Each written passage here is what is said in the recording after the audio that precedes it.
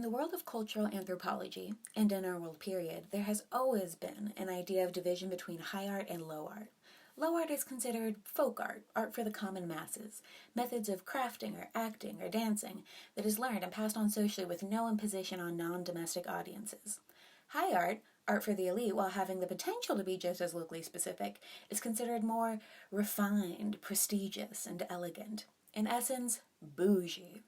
When applying this concept to contemporary art, high art, low art is the difference between campfire songs and opera, or for contemporary cinema, the difference between an Adam Sandler film and Parasite. Retroactively, it's hard to imagine a time where sound films, period, could be considered a gimmick, lesser than sound film as an art form. However, that was indeed an opinion during the 1920s. According to Paramount executive Jesse L. Latsky in 1920, produce films below the standard of the silent screen, but which will still be momentarily successful because of the fact that they are synchronized with words, music, and sound effects.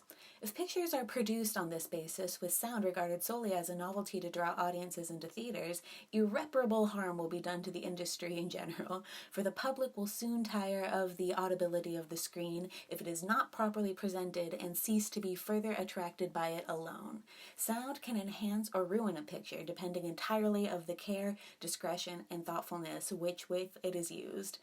When we use it to heighten dramatic effect or to create an atmosphere or illusion, we cause the public to realize that sound is a valuable and marvelous adjunct to their entertainment. While this was an exciting time for audiences, not everyone was happy with this evolution. The bar for acting went from expressive and action-based to dialogue with restricted motion, as microphones at the time were hidden in set pieces and actors couldn't wander far away.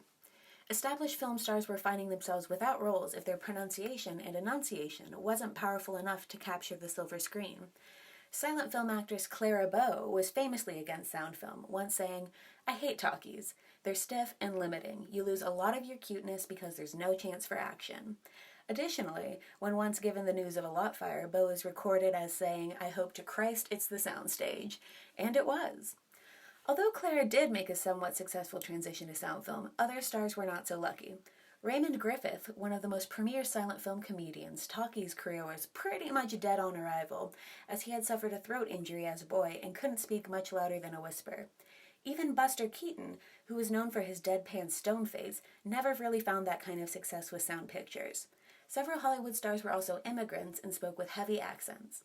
To help this transition, vocal coaches became a formal element of Hollywood, as well as casting stage actors who would have a history of vocal training. However, the expansion of sound film was a joint effort of art and science, and sound technology had to further develop to capitalize on this trend. Synchronous sound was confusing and easy to mess up, not to mention costly, so a lot of pressure was put on both the crew and the actors to work as efficiently as possible and as few takes as possible. One of the tools developed for actors was, in fact, a whole accent specifically tailored to fit the technological restraints as well as the aesthetic of the time. The transatlantic accent, also referred to as the mid-Atlantic accent, is a bit of a linguistic phenomenon, as it isn't natively spoken by anyone, but is instead a fully learned way of speaking. It was originally created centuries ago as an elite way of talking, the intention being that anyone who used it had had extensive schooling and was probably from a very prestigious family. The accent itself sounds like a mix between American and High English, with T's being especially sharp and Y sounds at the end of words being flattened, like clearly to clearly.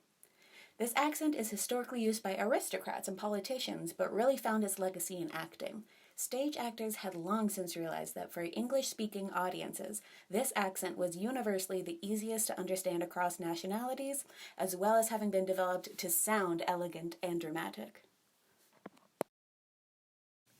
This became especially evident in the evolution of talking pictures. By the 1940s, the mid-Atlantic accent was synonymous with the film style at the time, and remains that way until this day. Contemporarily, the mid-Atlantic accent has fallen out of popular use. Its legacy is felt mostly in the parodies of Golden Age films. However, the charm of this accent and its ingenuity has made a lasting impression on the sound development of film, and on us. We who warmly remember actors such as Judy Garland and Humphrey Bogart, both of humble beginnings with lives full of misfortune, who still manage to speak in the most elegant accent of them all.